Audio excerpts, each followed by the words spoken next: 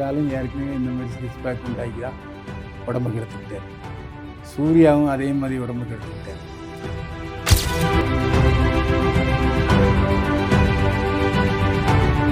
விஷ்ணு விஷால் சமீபத்தில் ஒரு பேட்டியில் இணைஞ்சிருக்காரு, நான் நடிகராக ஓரளவு ஜெயிச்சிட்டேன், ஆனால் ஒரு அப்பாவாக தோத்துட்டேங்கன்னு ஒரு ரொம்ப மன உளைச்சலோட ஒரு பேட்டி சொல்லியிருக்காரு.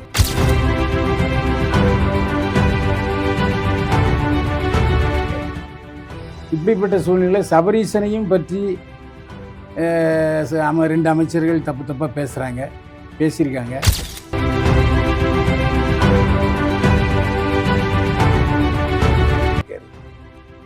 சபரீசன் அப்படி துணிச்சலோட நோட்டீஸ் அனுப்பியிருக்கும்போது அது உண்மை இல்லாமலாம் இருக்கும்.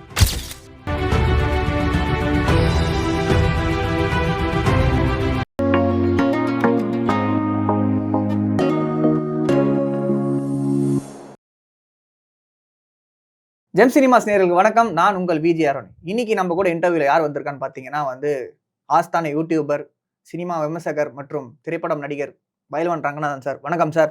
வணக்கம். என்னை வாழ வைத்துக் கொண்டிருக்கும் யூடியூப் சேனல் நேயர்களுக்கு நன்றியும் வணக்கம்.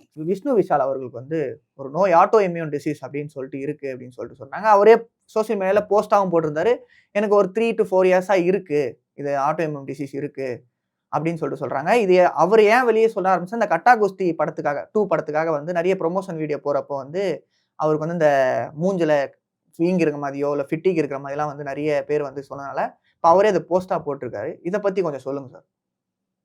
இல்லை, அவரே சொல்லியிருக்காரு, ஆனால் ஆட்டோ இம்யூன் நோய் ஏன் வந்தது அப்படிங்கிறத அவர் சொல்லலை. ஆமாம் சார்.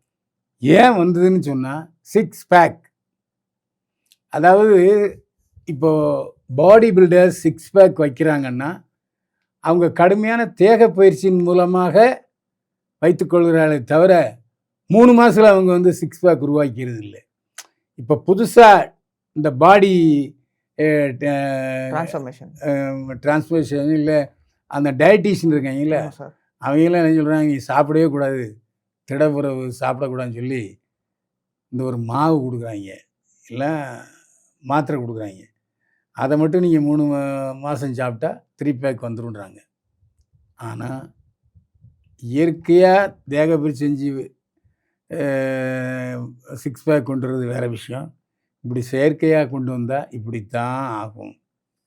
இது இவர் மட்டுமில்ல, விஷாலும் ஏற்கனவே இந்த மாதிரி 6 பேக் உண்டாக்கி தான் உடம்பு கெடுத்துக்கிட்டார். சூர்யாவும் அதே மாதிரி உடம்பு கெடுத்துக்கிட்டார். தேகப்பயிற்சி மூலமாக செய்யாமல் இப்படி பாடி டயட்டீஷியன் மூலமாக செய்கிறவங்க எல்லாருமே இந்த மாதிரி நோயை அனுபவிக்கிறாங்க. இது என்ன ஆகுன்னா, உடல் தன்னுடைய சக்தியை இழந்து விடும், உடல் பலவீனமாகிவிடும். அதான் காரணம். அதனால் இவர் சிலவங்க இடையிலே எஸ்கேப் ஆகிட்டாங்க. இப்போ விஷால், சூர்யா மற்றும் எஸ்கேப் ஆகிட்டாங்க. ஏன் சிம்பு கூட எஸ்கேப் ஆகிட்டார். அப்படிப்பட்ட சூழ்நிலை இவர் விஷ்ணு விஷால் கொஞ்சம் மாட்டிக்கிட்டார். அவ்வளோதான். இனிமேல் அவர் ரெகுலர் சாப்பாடு எடுத்து தேவைப்பட்டு செய்யும்போது சரியாயிடும். ஆனால் விஷ்ணு விஷால் சமீபத்தில் ஒரு பேட்டியில் என்ன சொல்லியிருக்காரு, நான் நடிகராக ஓரளவு ஜெயிச்சிட்டேன், ஆனால் ஒரு அப்பாவாக தோத்துட்டேங்கன்னு ஒரு ரொம்ப மன உளைச்சலோட ஒரு பேட்டி சொல்லியிருக்காரு. என்ன காரணம்னா, விஷ்ணு விஷால் ஏற்கனவே டைரக்டர் நடராஜ், அன்புள்ள ரஜினிகாந்த் படத்தை இயக்கிய நடராஜுடைய மகள் ரஜினியை காதலித்து திருமணம் செய்து கொண்டார். அவருக்கு ஒரு பையன் இருக்கான். அப்போது அந்த பையன் இப்போது அம்மாவோட தான் இருக்கான், அதாவது ரஜினியோட இருக்கான். எப்பாவது 3 மாதத்தோட பார்க்கும்போது கூட ரொம்ப உரிமையோட அப்பான்னு வாஞ்சையோட பாசத்தோட பழகிறது இல்லை. அதனால் அவர் என்ன சொல்கிறாரு, நான் அப்பாவாக தோத்துட்டேன். எவ்வளோ பெரிய வேதனை பாருங்கள். தான் பெற்றெடுத்த பிள்ளை கூட தன்னை அப்பான்னு கூப்பிடலை, பாசத்தோடு இல்லை, வரல, ஏதோ உப்புக்கு சப்பனியாக ஈன்னு சிரிச்சிட்டு போகிறான். அப்படிங்கும்போது ஒரு தாப்பம் எவ்வளவு மன உளைச்சலை சந்திச்சிருப்போம். கண்டிப்பாக சார். அது ரொம்ப கஷ்டமாக இருக்கும். திடீர்னு ஏன்னா பிரிஞ்சிருக்காங்க, ஏதோ என்றைக்கோ ஒரு நாள் வரப்போ திடீர்னு அந்த பாசமாக பிள்ளைங்க நம்மளை அரவணைக்கணும் அப்படின்னு சொல்லி எல்லாம் அப்பாக்களுமே இருக்கும். அது அவர் அப்படி எதிர்பார்த்துருக்காரு. பட் அது கிடைக்கலன்றப்போ ரொம்ப கஷ்டமாக இருக்குது.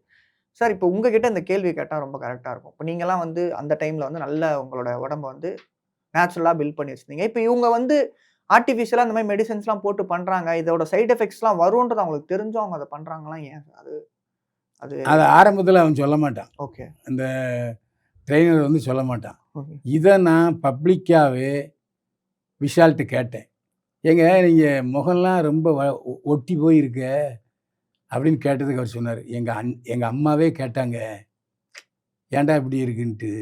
ஆக நான் அத உணர்ந்துட்டேன். 6 பேக்குனால தான் இது வருது அப்படிங்கிறத உணர்ந்துட்டேன். இப்ப நான் அதிலிருந்து வெளிய வந்துட்டேன்னு சொல்லி என்ட்ட சொன்னாரு விஷால். Okay sir. இந்த மாரி ஒரு இப்போ விஷயங்கள்லாம் புரட்சியாளர் எம்ஜிஆர், கமலஹாசன் இவங்கெல்லாம் வந்து தேகபரி செஞ்சாங்க. அதுக்கு மாறா சிவகுமார், ஜெமினி கணேசன் ஆகியோர் யோகா செய்வாங்க. ம். அப்போ யோகா செய்தாலும் அந்த தேக பயிற்சிக்குரிய உடல்வாகு பெற்றும். அதனால ஒண்ணு யோகா செய்யலாம், இல்லாட்டி தேக பயிற்சி செய்யலாம். இப்படி பட்டினி கிடந்து மாவ தின்னுட்டு, மாத்திரைய விழுங்கிப்புட்டு நீங்க 6 பேக் கொண்டாடுனா அது தேவையா? அது என்னன்னா முகப்பொலிவை முழுமையாக இழந்துவிடும். கெடுத்துரும். அதான் உண்மை. Okay sir. நீங்க ஒரு சோசியல் மெசேஜ் பாஸ் பண்ணியிருக்கீங்க. இந்த மாரி வந்து ஷார்ட் கட்ஸ்லாம் பண்ணாம, முடிஞ்ச அளவுக்கு நேச்சுரலா போங்க அப்படின்னு சொல்லிட்டு சொல்லியிருக்கீங்க. ஏன்னா வந்து இவரு ஸ்டாலின் அவர்களோட மருமகன் சபரீஷ் அவர்கள் வந்து என்ன பண்ணியிருக்காருன்னா, மினிஸ்டர் ஆதவ அர்ஜுனா மேலயும், மினிஸ்டர் நிர்மல் குமார் மேலயும் வந்து லீகல் நோட்டீஸ் அனுப்பியிருக்காரு. இது எதனால, எதுக்காக இப்ப திடீர்னு இந்த மாரி பண்ணியிருக்காங்க அப்படின்றத கொஞ்சம் சொல்லுங்க சார். அதாவது திமுக அரசு ஊழல பற்றி பிரேரிக்கிறது வேற விஷயம். ஏன்னா, அத அரசாங்கத்தில அவங்க கண்டுபிடிச்சிருக்கலாம். அதனால வழக்குகள் தொடரலாம். சபரீசன் என்பவர் ஒரு நில விற்பனை செய்பவர். ம். ரியல் எஸ்டேட் அதிபர். தமிழ்நாட்டில பல இடங்கள்ல அவரு நில விற்பனை பண்ணிக்கிட்டு இருக்காரு. இப்படிப்பட்ட சூழ்நிலையில சபரீசனையும் பற்றி 2 அமைச்சர்கள் தப்பு தப்பா பேசியிருக்காங்க. இது அவருக்கு மன வருத்தத்தை ஏற்படுத்தி இருக்கிறது. அந்த அடிப்படையில சபரீசன் நோட்டீஸ் அனுப்பியிருக்காரு. அந்த நோட்டீஸ்ல நீங்க தப்பும் தவறுமா என்னை பத்தி பேசிக்கிட்டு இருக்கீங்க. அது பூரா பொய். நீங்க பகிரங்கமா என்னை பத்தி பேசுனதுக்கு மன்னிப்பு தெரிவிக்க வேண்டும். இல்லை என்றால் கோர்ட்ல சந்திப்போம் அப்படின்னு சொல்லி நோட்டீஸ் அனுப்பியிருக்காரு. சபரீசன் அப்படி துணிச்சலோட நோட்டீஸ் அனுப்பியிருக்கும்போது, அது உண்மை இல்லாமலா இருக்கும்? இல்ல சார். இப்போ கட்சி சார்ந்து வந்து ஒரு கட்சி இன்னொரு கட்சிய வந்து எதிர்த்து ஒரு சில கருத்துக்கள பதிவு பண்றது ரொம்ப சகஜமான விஷயம். ஆனா இப்போ கட்சிக்கு அவருக்கும் எந்த சம்மந்தமே இல்லாதப்போ திடீர்னு ஏன் அவர மட்டும் டார்கெட் பண்ணி இப்படி பேசுறாங்கன்றது ஒரு கேள்வி எழுது சார். அதாங்க அவரு முன்னாள் முதல்வர் திமுக தலைவர் மு.க. ஸ்டாலின் அவர்களுடைய மருமகன். ஸோ அவருடைய அதிகாரத்தை பயன்படுத்தி இவர் நிலத்தை விற்பனை செய்யலாம்னு நினைக்கிறாங்க அமைச்சர்கள். அது ஹேசியமா கூட இருக்கலாம். என்ன? அது இப்போ இவர் சொல்றாரு, "இல்ல நான் அது உழைச்சு நான் வியாபாரி, நில விற்பனை செய்றவன். நீங்க என்னை பத்தி தப்பு தூரமா பேசுறீங்கன்னு" சொல்லியிருக்காரு. Okay sir. ஆனா இப்போ உங்க லீகல் நோட்டீஸ் எடுத்து இதுக்கப்புறம் போறதா ஒரு பக்கம் பேசிட்டு இருக்காங்க. ஆமா, பதில் குடுக்கணும். அமைச்சர்கள் நிர்மல்குமாரும், ஆதவ அர்ஜுனாவும். இல்லன்னா அவர் கேஸ் போடுவார். கோர்ட்ல சந்திப்பாங்க. Okay sir. இன்னைக்கு நீங்க பகிர்ந்துகிட்ட நெறைய விஷயங்கள் வந்து ரொம்ப நெறைய விஷயங்கள் பகிர்ந்து கொண்டீங்க. ரொம்ப ரொம்ப நன்றி சார். இதே மாரி வேற ஒரு சூப்பரான ஒரு இன்டர்வியூல உங்கள சந்திக்கிறேன். நன்றி, வணக்கம் சார். மீண்டும் சந்திப்போம். வாழ்க வளமுடன்.